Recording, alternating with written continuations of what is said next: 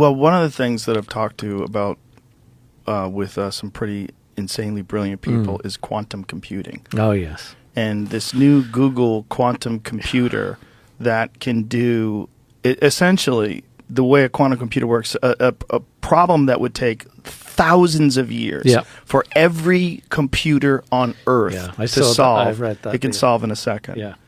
Something that can take more years than you literally can understand. It could be solved in 15 minutes. Yeah, I read that. It's insane. And this is where it gets really weird. The way it was explained to me, and we should have to Google how quantum computers work and why people connect them to the multiverse so I don't fuck this up. But the idea is that they're pulling answers from different universes simultaneously. They don't even completely understand how this is working.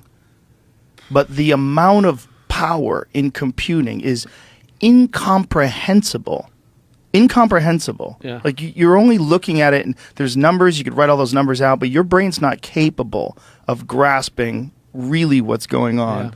Yeah. And it's probably the biggest breakthrough technologically in human history by a long stretch. And it's all happening without most people even being aware of what the implications are. So see if you can Google an explanation of how quantum computers work. Was it Mark Andreessen that was explaining to us that it's pulling from different universes? No, that Who was that? Being talked about in the wording of the Willow description. Right. But I also, just to add, when I was reading about this, they said that these benchmark numbers are coming off of Google's own data. Like they're the ones that set like the scale of what some of the quantum. Are you skeptical? Is that what you're saying? I'm just Are you calling bullshit on Google? No, not at all. Not at all. Not at all. No. I'm just a grain are. of salt. Like just to say that, like I think they used tillions is the number or something like that. Septillion. That no one even can grasp that. Yeah, that's just based, but that's a number based off of their formula too. Right. That's all. Right. What is the definition of how it works? The way it pulls from multi universes. I think I'm trying to find it, but I think the understanding I got from it was it's just too powerful to get from our universe alone. You'd have to have more than one, and I don't like. That's just like what does that mean? How do they even exactly? Get what to does that mean? Right. What is that thing that they have? And if you ever seen the chip itself is very small. Yeah. It's like the size of a saltine cracker. Yeah. And then this entire mechanism around it is just the insane amount of cooling. Okay. Google's quantum AI founder said the performance gains lends credence to the idea that we live in a multiverse. The idea is that Willow might be communicating with parallel universes to finish calculations faster. Like what does that mean? The announcement led Google's already high stock price to surge, which isn't that shocking, but perhaps most surprising for us lay people that Google's quantum AI founder and lead Harmut Neven said that the chip's performance lends credence to the notion that quantum computation occurs in many parallel universes in line with the idea that we live in a multiverse. And then it says, excuse me? This obviously has caused a bit of a stir and it isn't exactly clear on how he made that leap. It sounds a bit like something out of a sci-fi movie, and I'm definitely not going to pretend I'm an expert, but it's worth pointing out that Google is very much still in the theoretical research phase of this journey. This is very weird stuff. An evolving scientific field that even people working on it don't fully understand. 3 hours later. Okay, so this is what it is. One of the world's most advanced classical computers. Okay, here it is with this problem.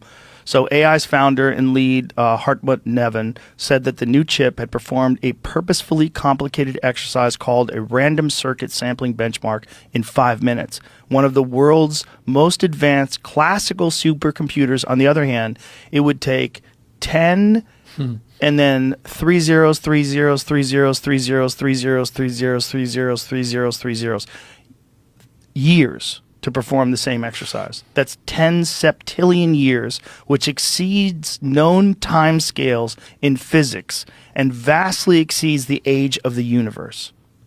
So it can do more time than vastly exceeds the entire age of the universe, and it can do it in 5 minutes.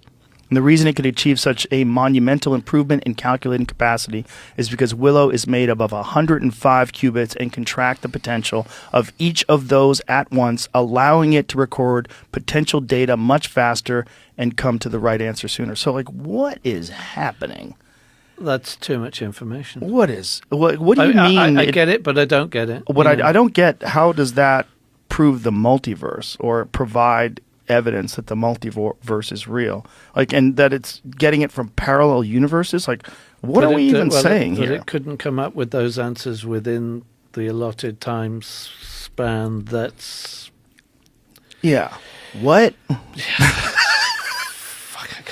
I can't even explain. I mean, funnily enough, this is that my brother's into all of this stuff. Sean, he's in simpler language. He would probably be able to explain it to you, Sean. Probably. He's like he would give it a shot. He would, certainly. I think he was the one that was probably explaining it to us. In simpler language, Willow is doing one calculation while an unknown number of Willows in other universes parallel to our own are doing their own calculations, and they are sharing that data to avoid needing to individually do every possible calculation to finish the equation. What the fuck does that mean? How are they sharing data between universes? I don't know. Ask Nevin. Remember, this is all theoretical and doesn't prove anything, but Nevin is saying that the fact that the chip can outperform our best supercomputers by such a wide margin means that it might have broken Newton's theory of physics.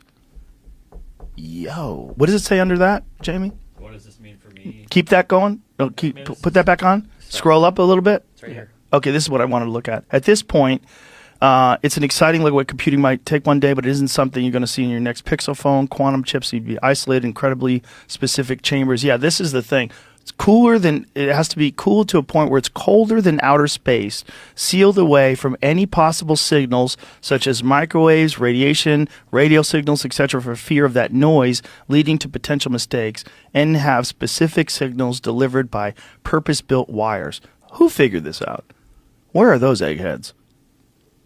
Jesus How did Christ. they even come up with that, if that has to be the case? I don't... How did they figure out that you have to do that? All of it. That's just brain damage. That's one of the most humbling things that I've found about doing this podcast, is realizing how genuinely dumb we are in comparison to the amount of information that's available. No question.